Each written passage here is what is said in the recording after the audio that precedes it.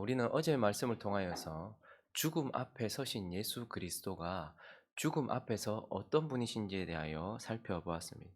예수님은 죽으시겠지만 이 죽음을 이기시고 다시 사시는 분이다라고 우리가 말씀을 나누었고, 또 예수는 자신이 사랑하시는 자를 다시 살리시는 분이다. 그래서 후에 우리의 몸을 다시 살리시는 분. 그러나 더 중요한 것은 지금 우리의 영을 살리셔서 영생의 생명을 주시는, 새로운 생명, 부활 생명을 주시는, 지금 우리의 영을 살리시는 분이다라고 이렇게 말씀을 나누었죠. 그런데 이 지금 우리에게 주신 생명, 이 새 생명은 언제 체험되어지고 언제 누려지는가? 반드시 있어야 될 요소가 있었는데 그것이 무엇이었습니까? 바로 죽음이었던 것입니다. 주님께서 지금 우리에게 주신 이 생명을 내가 지금 보고 누리고 또 체험하기 위해서는 반드시 우리 안에 죽음이라는 요소가 역사해야 된다는 거예요. 내가 완전히 죽을 때에, 내가 예수와 함께 죽을 때에야 비로소 내 안에 주신, 나를 살리신 내 속에 있는 예수의 생명, 그 새 생명, 부활 생명이 내게 체현되어지고 또한 발현되어진다라는 것을 우리가 보았습니다. 그리고 오늘 이어지는 이 본문 말씀을 통하여서 우리에게 주신 이 새 생명을 체험하고 또 누리는 것, 내 안에 있는 예수 생명, 이 부활 생명이 드러나고 누리는데 또 하나 아주 중요한 요소가 있다라는 것을 오늘 본문을 통해서 계속해서 연하여 말씀하고 있는데요. 오늘 이 나사로가 살아나기 전, 우리가 나사로라는 새로운 생명, 이 약속된 생명, 이 새 생명을 보게 되기 전 그것을 막아서고 있는 장애물이 있다라는 것을 오늘 본문을 통해서 좀 보게 되는데, 38절을 한번 읽어볼까요? 38절, 이 새 생명의 역사를 막아서고 있는 장애물 읽어봅니다. 시작. 이에 예수께서 다시 속으로 비통히 여기시며 무덤에 가시니 무덤이 굴이라 돌로 막았거늘. 지금 나사로라는 새 생명을 우리가 보기 전, 새로운 생명, 부활 생명, 다시 사는 생명을 보기 전에 그것을 막아서고 있는 장애물인데 그게 뭐라고 말합니까? 돌로 막았다라고 말해요. 그러나 진짜 나사로의 새로운 생명, 이 부활 생명을 보는 데 있어서 진짜 장애물이 돌입니까? 주님은 40절에 이렇게 말씀하고 있습니다. 그것을 막아서는 진짜 장애물 읽어봅니다. 시작. 예수께서 이르시되 내 말이 내가 믿으면 하나님의 영광을 보리라 하지 아니하였느냐 하시니.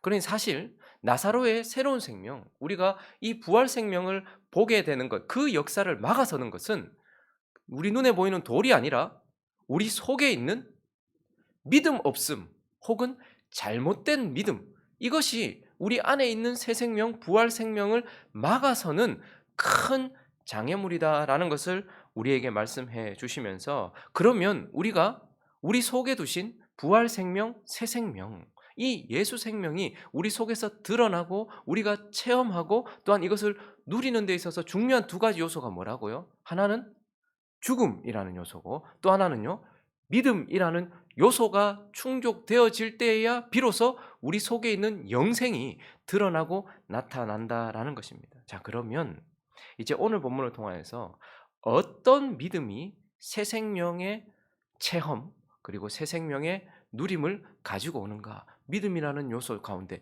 어떤 믿음이 우리로 부활 생명, 예수 생명으로 살아가게 하며 그것이 내 속에서 드러나는가, 몇 가지를 살펴보려고 합니다.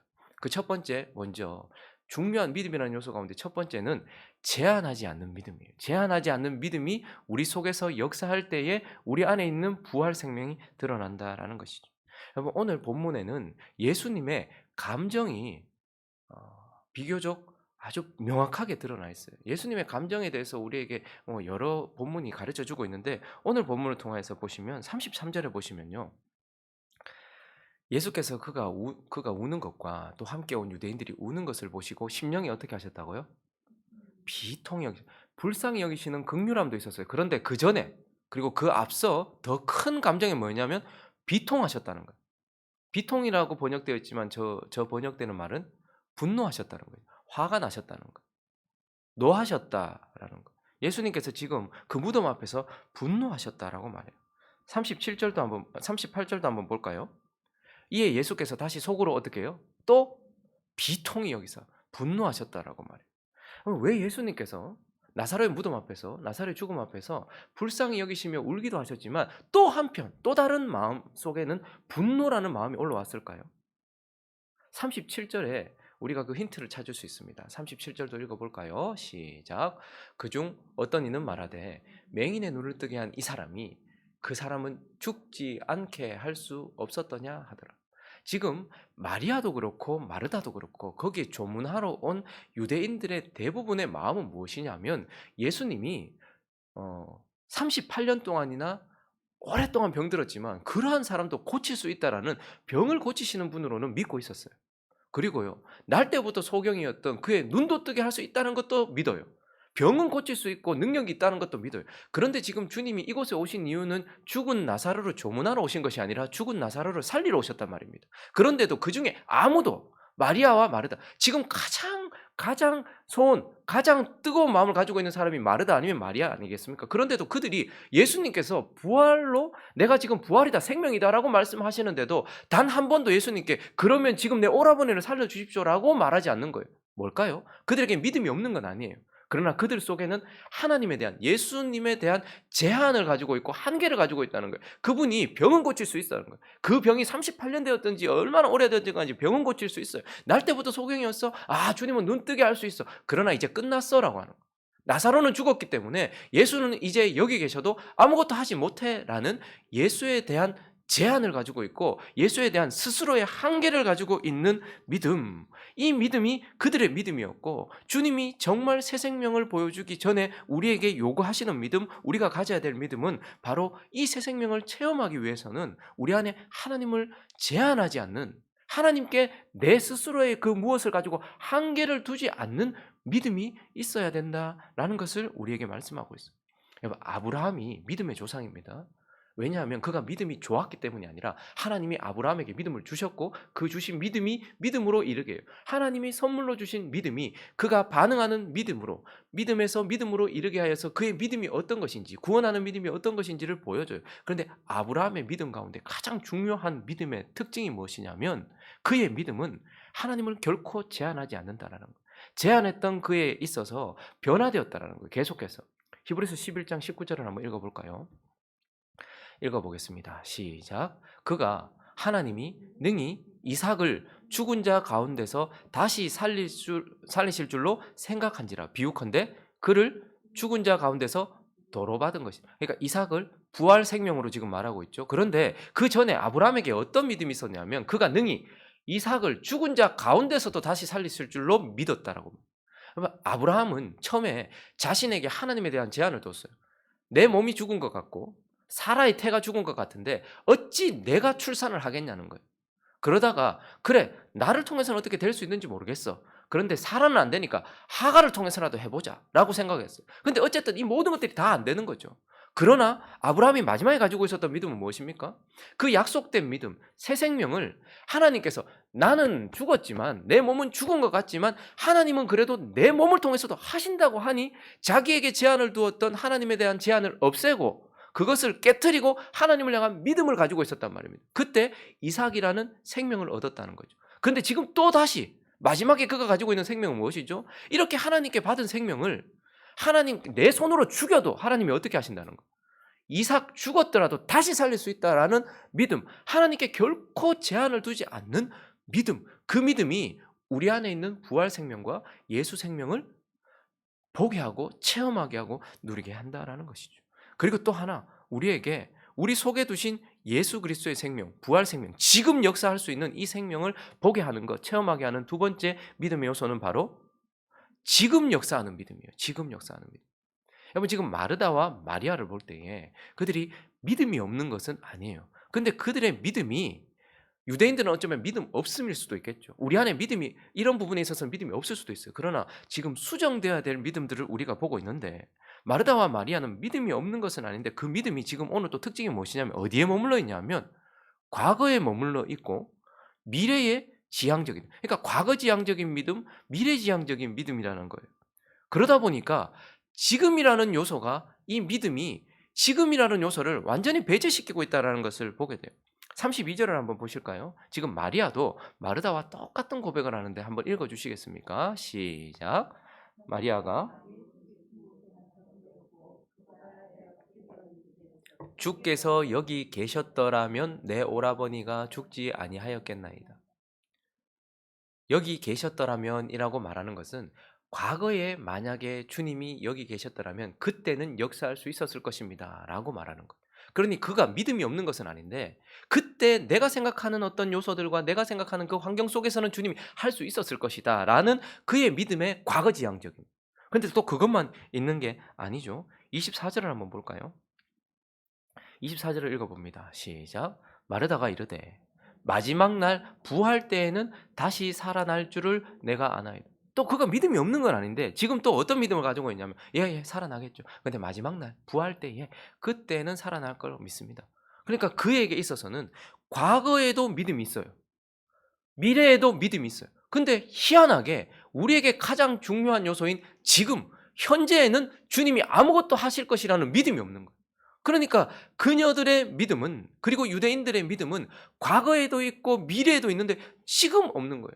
그래서 우리도 마찬가지로 우리가 내 안에 있는 예수 생명과 우리 속에 두신 부활 생명, 이 새 생명을 체험하기 위해서 중요한 것은 지금 주님이 역사하실 수 있다라는 지금 지향적인, 현재 지향적인 믿음이 반드시 필요하고, 이 새 생명, 우리 안에 있는 부활 생명, 이것을 체험하고 누리는 데 있어서 중요한 것은 지금 그 믿음이 역사하고 있어야 된다라는 것이죠. 그리고 마지막 한 가지 살펴볼까요? 세 번째는 어떤 믿음이 우리에게 필요합니까? 나를 움직이는 믿음. 이 믿음이 있어야 된다는 거예요. 우리가 계속해서 보지만 마르다와 마리아는 믿음이 없는 건 아니에요. 근데 또 하나 그녀들의 믿음의 특징은 무엇이냐면 그녀들의 믿음이 어디에 머물러 있습니까? 그전에는 과거에 머물러 있고 미래에 머물러 있어요. 근데 지금 또 하나 보는 것은 무엇이냐면 그녀들의 믿음이 고백에만 머물러 있다라는 것을 보게 됩니다. 25절부터 27절까지 우리가 어제 본문인데요. 한번 읽어볼까요? 자, 예수님께서 지금 여기서 내게 무덤 앞에서 죽음 앞에서 말씀하시는 말씀입니다. 읽습니다. 시작. 예수께서 이르시되 나는 부활이요 생명이니 나를 믿는 자는 죽어도 살겠고 무릇 살아서 나를 믿는 자는 영원히 죽지 아니하리라. 이것을 네가 믿느냐? 자, 이때에 뭐라고 말합니까? 시작. 이르되 주여 그러하외다. 주는 그리스도시요 세상에 오시는 하나님의 아들이신 줄 내가 믿나이다. 나는 부활이요 생명이니 나를 믿는 자는 죽어도, 지금 나사로가 죽었어요. 죽어도 뭐 하겠고? 살겠고 무릇 살아서 나를 믿는 자는 영원히 죽지 아니하리라. 네가 이것을 믿느냐라고 말했더니 아유 까리한데요 이렇게 말한 게 아니고 그러하외다. 아멘이라고 했어요.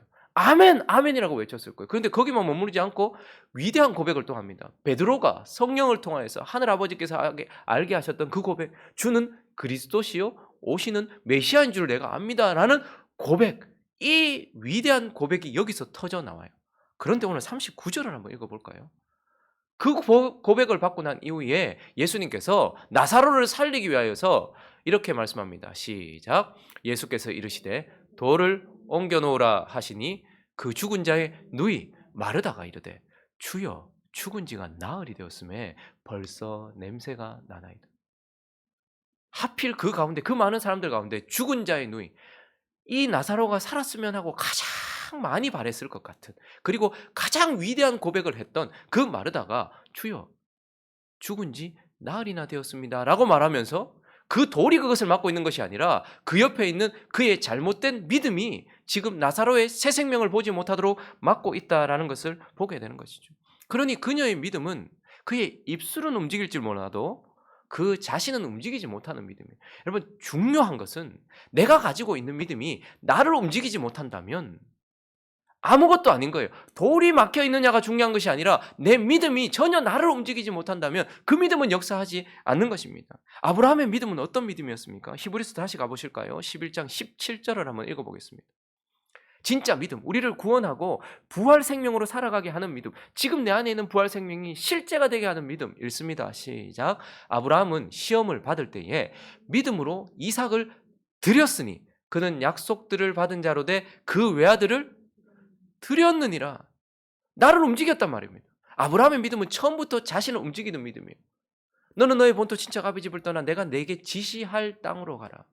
내가 내게 큰 민족을 이루고 너를 창대케 하리니 너는 복이 될지니라. 라고 말씀하시는 이 휘양한 말씀, 우르에서 잘 살고 있는데 찾아오셔서 가라고 하는 거예요. 그것도 지시한 땅도 아니고 지시할 땅으로 가라고 하는데, 그런데 아브라함에게 주셨던 그 믿음이 반응하는 믿음으로 처음부터 역사에서 어떻게 하는 거예요? 자신을 움직이는 거예요.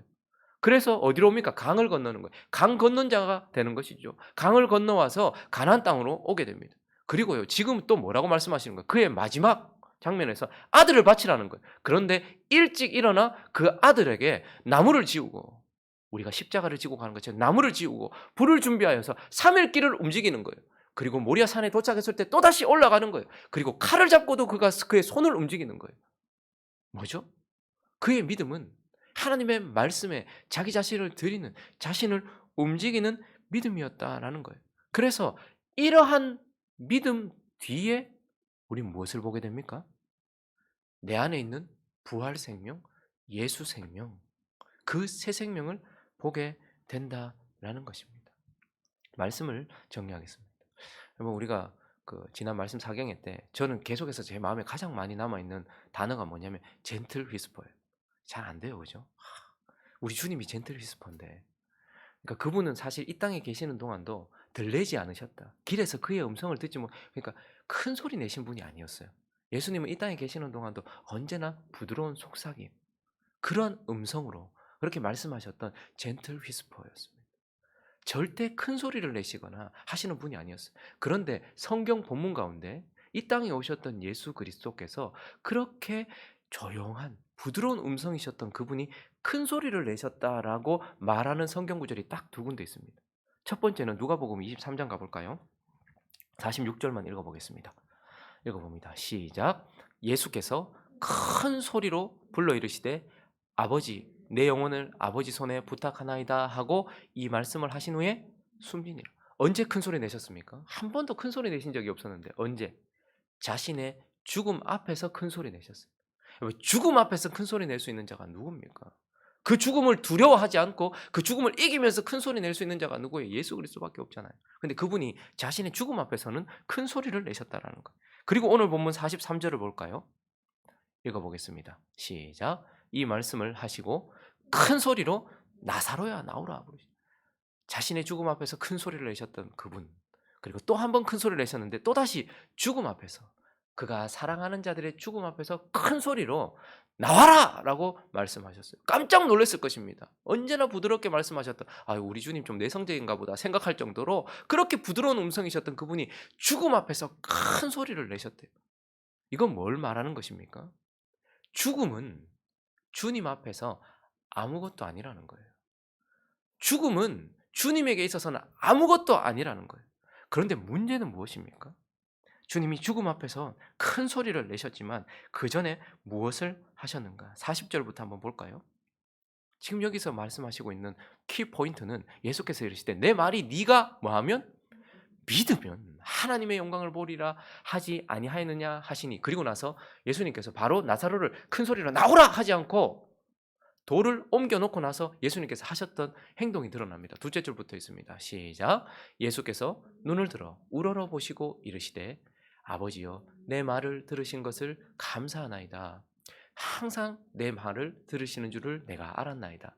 그러나 이 말씀 하옵는 것은 둘러선 무리를 위함이니 곧 아버지께서 나를 보내신 것을 그들로. 우린 보통 죽음 앞에서 주여 제발 나사로를 살려주십시오 라고 기도하고 나사로의 살아남을 위해서 기도할 것처럼 느껴져요. 그런데 지금 주님이 기도하셨던 건 죽음은 아무 문제가 아닌 것, 둘러선 자들의 믿음을 위해서 기도했다라는 것을 보게 되는 것. 그래서 문제는 무엇입니까? 죽음이 아무 문제가 안 돼요, 주님 앞에. 그러나 문제는 우리 안에 강하게 우리를 짓누르고 있고 딱 막아서고 있는 이 믿음 없음, 이 돌을 옮겨놓는 것이 우리에겐 믿음이 그렇게 중요하다라는 것. 그러므로 우리가 이렇게 생명 없는 삶을 사는 이유는 구원이 없거나 우리 속에 주님께서 새 생명을 주지 않음이 아니에요. 반드시 그 새 생명에 체험되어지고 누려지고 우리 속에서 드러날 수 있는 그 새 생명을 드러나게 하기 위한 우리 안에 완전한 죽음이 역사하지 않기 때문인 거예요. 그리고 또 하나는요, 믿음이 역사하지 않기 때문인 거예요. 믿음이 없는 건 아닌데, 죽음이 없는 건 아니에요. 그런데 순간순간 벌떡벌떡 일어나는 거예요, 우리가. 나는 죽었다라는 완전한 나의 죽음과 예수 그리스도와의 죽음, 이것이 믿음으로 역사해야 돼요. 그래서 하나님을 제한하지 않 "아유 주님 이거는 내 안 됩니다. 내 평생 이거 안 될 것 같습니다." 하나님이 안 되는 게 어디 있습니까? 하나님을 제한하고 지금 역사하지 않는 믿음. 아 예. 뭐 나중에 저를 살리실 줄 믿어요. 아 저는 나중에 거룩하게 되고 영화롭게 되고 아니 뭐 어떻게 되겠죠. 그러나 지금 역사하지 않는 이 믿음 그리고 나를 움직이지 못하는 이 믿음 때문에 내 속에 있는 예수 생명이 나로 인하여 확 막혀 있단 말입니다.